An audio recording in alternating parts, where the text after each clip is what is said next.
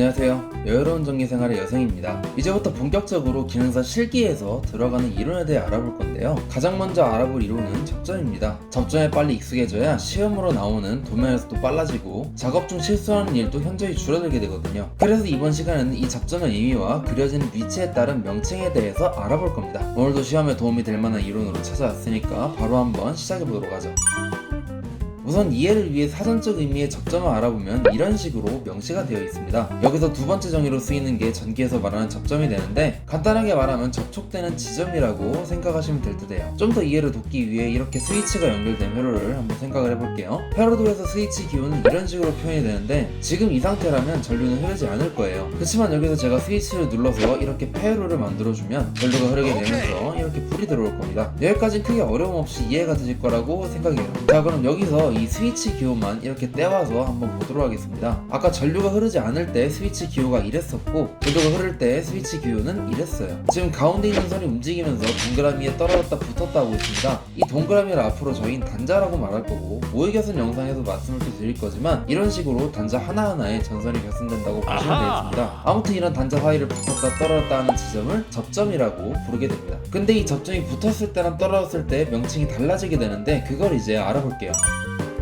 접점의 이름은 그 형태에 따라 크게 세 개로 나눠서 말할 수 있는데, 크게 A접점, B접점, C접점으로 부르게 됩니다. 그리고 이 개념을 좀 더 잘 알기 위해선 저희는 릴레이의 동작 원리를 짚고 넘어갈 필요가 있어요. 그래서 제가 이렇게 릴레이 사진을 가져와 봤습니다. 릴레이란 전기적인 신호를 이용해서 접점을 붙이거나 떨어뜨리는 것을 가능하게 하는 전기기구예요. 이게 어떻게 가능하냐면 이 내부 구조로 보면 알 수 있는데, 릴레이 내부 구조는 크게 이렇게 그릴 수 있어요. 이 원통처럼 생긴 게 전자석이라고 할 수 있고, 그 위에 얇은 철판이 위치해 있는 걸 볼 수 있죠. 전자석은 평소엔 자석이 아니지만 코일을 감아서 전류를 흘려주면 코일에서 나오는 자기장에 의해 자석으로 바뀌는 그런 물질이 됩니다. 전류가 흐를 때만 자성이 생기고, 전류가 없어지면 자성도 없어지는 그런 물질이죠. 이렇게 자성이 생긴 상태에선 위에 있는 철판이 자석 때문에 이렇게 아래로 내려올 겁니다. 이걸 만약 이렇게 회로에 적용을 시켜본다면 지금은 전구 B에 불이 들어오는 상태가 될 거예요. 왜냐하면 회로가 이렇게 만들어졌으니까요. 반면에 전자석의 전압이 인가되고 전류가 흘러 자석이 된다면 철판이 아래로 내려오면서 폐회로가 이렇게 구성이 될 테고, 전구 B 대신 전구 A에 불이 들어온다는 것을 알 수 있습니다.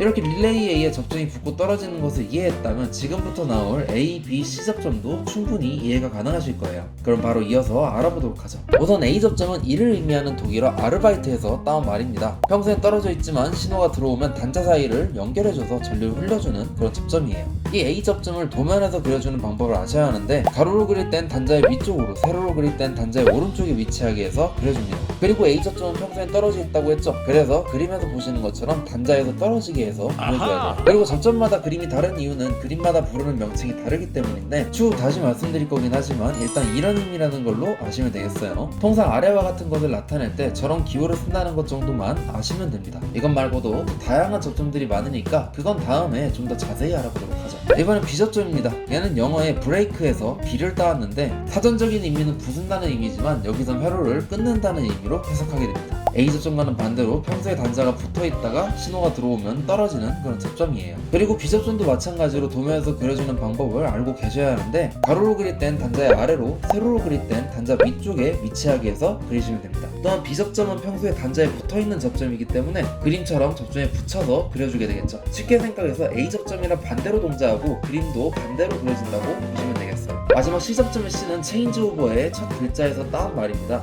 체인지 오버란 전환을 의미하는데, 말 그대로 A, B접점을 전환시켜주는 그런 접점이에요. 이 C접점은 도면상에서 단자에 붙여 표현하지만 보통 그러진 않습니다. 표현해봤자 주로 MC의 주접점이나 EOCR, 셀러터 스위치 정도 그릴 때 사용을 해요. 일단은 이 정도로만 표현된다는 걸로 아시면 되겠고, A접점과 B접점을 전환시킬 때 두 접점이 모두 공통으로 관여하는 접점이라 이걸 공통이나 공통단자라고 부르기도 합니다. 자, 그럼 아까 봤던 릴레이 구조 그림을 다시 가져와 볼게요. 전자석에 전류가 흐르지 않은 상태일 때 떨어져 있는 접점이 A접점이 되는 거니까 여기가 지금 A접점이 될 테고, 반면 B접점은 신호가 들어오지 않은 상태에서 붙어있는 접점이기 때문에 여기가 B접점이 될 거예요. 여기서 전자석에 자성이 생기면 B접점에 붙었던 철판이 떨어지면서 A접점 쪽으로 붙게 되는 거죠. 그리고 여기서 고정된 상태로 A, B접점을 전환시켜주는 이 부분이 바로 C접점이 되는 겁니다. 참고로 A접점과 B접점을 다른 말로는 NC나 NO라고도 말을 하는데 이건 푸시버튼 스위치나 셀렉트 스위치 뒷면을 보시면 볼 수 있어요. NC는 노멀 클로즈의 약자로 보통 상태에선 닫혀있다는 의미입니다. 여기서 말하는 보통 상태는 신호가 들어가지 않은 상태를 말해요. 즉 신호가 들어가지 않은 상태에서 접점이 붙어있다는 말이니까 NC는 B접점을 의미하게 됩니다. 반면에 NO는 노멀 오픈의 약자로 보통 상태에선 열려있다는 의미가 되겠죠. 즉 신호가 들어가지 않은 상태에서 접점이 떨어져 있기 때문에 이는 A접점을 의미하겠습니다. 이런 식으로 A접점, B접점을 다른 식으로 부를 수 있다는 거 꼭 기억해 주시면 되겠어요.